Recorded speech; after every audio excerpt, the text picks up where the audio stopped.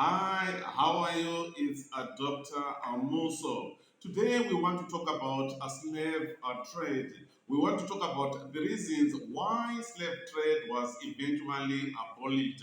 Slave trade was eventually stopped. What were the reasons that led to this slave trade being stopped? It is said that Britain was the leading country in the abolishment of slave trade. Britain started to advocate, she started to encourage other powers to stop a slave trade. Why? It is because of several factors that were taking place in Britain. So by so doing now, she became a leading power in encouraging other powers to stop slave trade. But however, there are so many debates on specifically the reasons that explains why slave trade was abolished. But one of the most important factors that is accepted by so many historians, it is the humanitarian cause leading as a factor to the abolishment of a slave trade.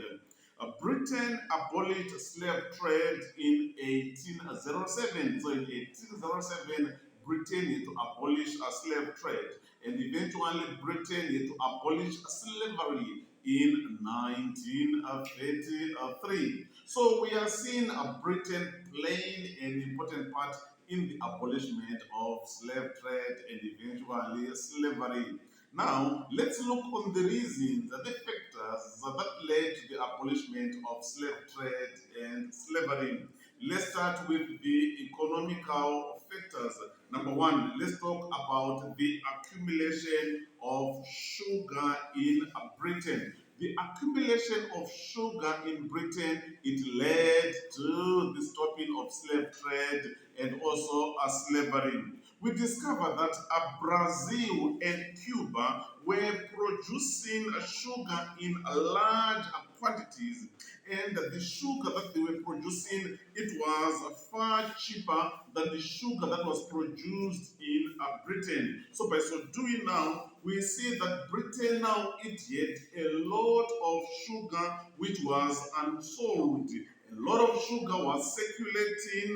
So because of that now, it meant that Britain was incurring losses. She was having a lot quantities of sugar. So by so doing now, Britain started to push for the abolishment of slavery. Why? It is because in terms of a business, she was losing. Countries such as Brazil and Cuba, they were benefiting from these activities of slave trade, from the activities of sugar, what productivities are in their countries. So Britain now started to stop, force these countries out of business by agitating, advocating for the stopping of slave trade and slavery. So this is the first reason that explains why slave trade was abolished. It is because of production, having a lot of sugar, but now in terms of business, she was not benefiting than Cuba and other countries. Number two, we talk about Britain had now enough slaves. There were enough slaves in Britain. According to Boehm et al. Of 1986, Boehm, he wrote his book in 1986. And he says that by the end of the 18th century, Britain, West Indian Islands, it had all the slaves that she wanted. In fact, it is said that about 50% of yes, slaves, they were being exported to the islands of other powers. So Britain had adequate slaves. She had enough slaves. So by so doing now, she no longer wanted these slaves. She no longer needed these slaves. So by so doing now, we see that it became the first country to advocate, to agitate, to stop slave trade and slavery. Another reason was that number three, the industrial revolution in Europe. Industrial revolution that was taking place in Europe. We see that industries started, companies are started. these industries now, as they started, they now needed raw materials. They needed raw materials such as oil. They needed raw materials such as rubber. They needed raw materials such as cotton. They needed raw materials such as timber. They needed raw materials such as what, ivory. So the need of raw materials explains why Britain had to stop slave trade. Why? It is because she wanted these raw materials for her fast developing what are industries. So that on its own again explains why Britain had to abolish slave trade. Again, you also talk about the need for markets. Britain wanted markets.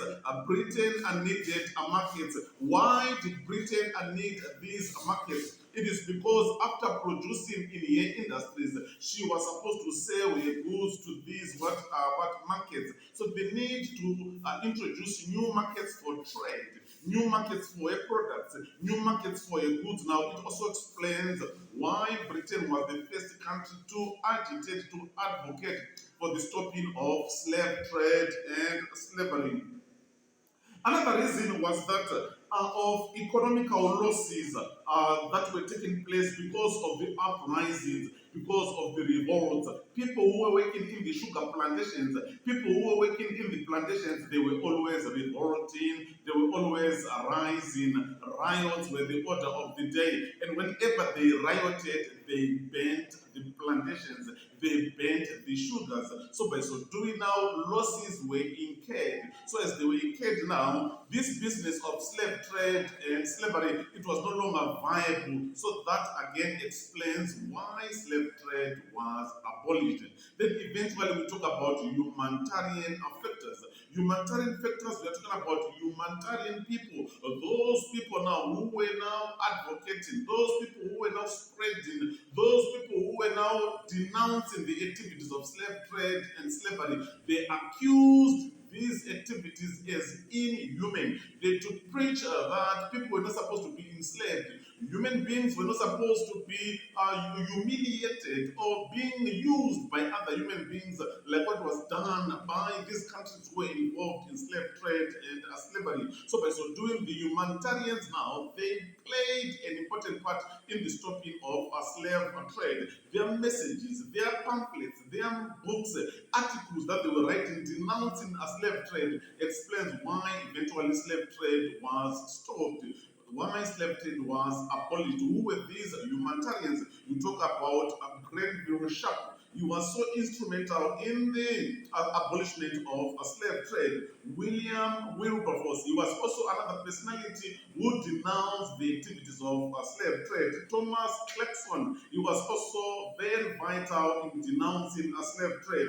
George Fox, he wrote articles denouncing about the activities of slave trade.